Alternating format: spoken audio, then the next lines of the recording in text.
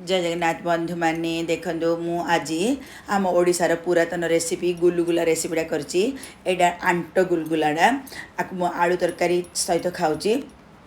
आपण जेकोसी चटनी सहित चना तरकारी सहित खाइले बहुत बढ़िया लगे से गोटे बाउल नहीं आई से गोटे कप मु गहम चूना नहीं आई अधा कप मु सुजी नहीं आई आप एक्जाक्ट मेजरमेंट रे करंतु प्रथम थर ही आपन बहुत बढ़िया हम बिल्कुल एपट सेपट हेनी बहुत टेस्टी लगे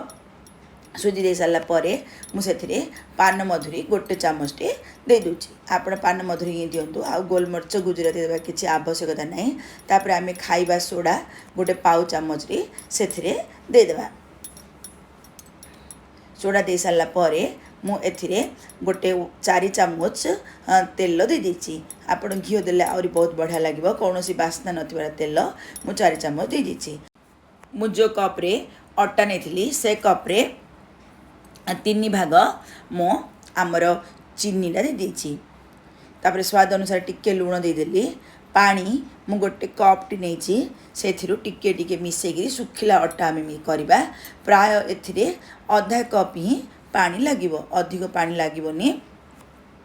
अधा कप रु गोटे ड्रप कम गोटे ड्रप अधिक लगिपारे किंतु आपण जम्मा पतला अटा करेंगे बेसी दलिया किसी दरकार नहीं जस्ट एमती मिसई दिंतु बेसी दलिले चिकिनिया चिकिनिया हो भितरटा पूरा फ्लपी होकर आसबनी से जस्ट मिसेक आप सुखिला कर रखी दिंतु आमर जो सुजीरा फुलीज आ चीनीटा मेल्ट हो चीनीटा टिके पतला हम आ सुजीरा टिके पानी झिकिब से अनुसार पूरा सामान हो कि बर्तमान स्टेज आप जस्ट टिके मिसई देकर एमती रखी दिंतु किसी दलिया दरकार नहीं कभर करी गोटे 15-20 मिनट रखी दिंतु आराम से सेट हो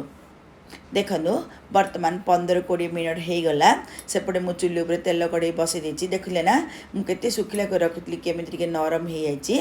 एमती आप हल्का ही गुड़ा करेंगे जम्मा हाथ दबेकी गुड़ा करेंगे तेल गरम हो जाए तेल केबे भी आप हाई फ्लेम रे बसेबेनी मीडियम फ्लेम रे आप तेल बसौथे आ बेसी भी गरम करेंगे मीडियम गरम करके आमर गुलगुला गुड़ाक पकेबे देखो मु मीडियम गरम पकड़ी पकई पकौ पकौ किमी गोटे गुलगुला पकेला जो परिमाण होता ठीक द्विगुण हो फुलीगला देखिले ना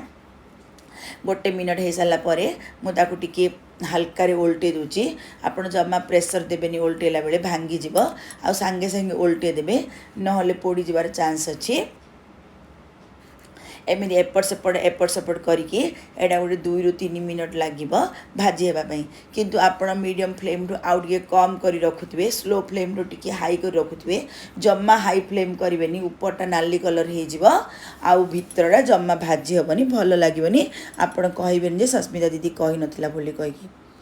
देखो गोटे 2-3 मिनट हो गला केते बढ़िया भाजी होगला आपड़ जब रेसिपीटा भल लगे ताहले सांग माने शेयर करूँ मत कमेंट करूँ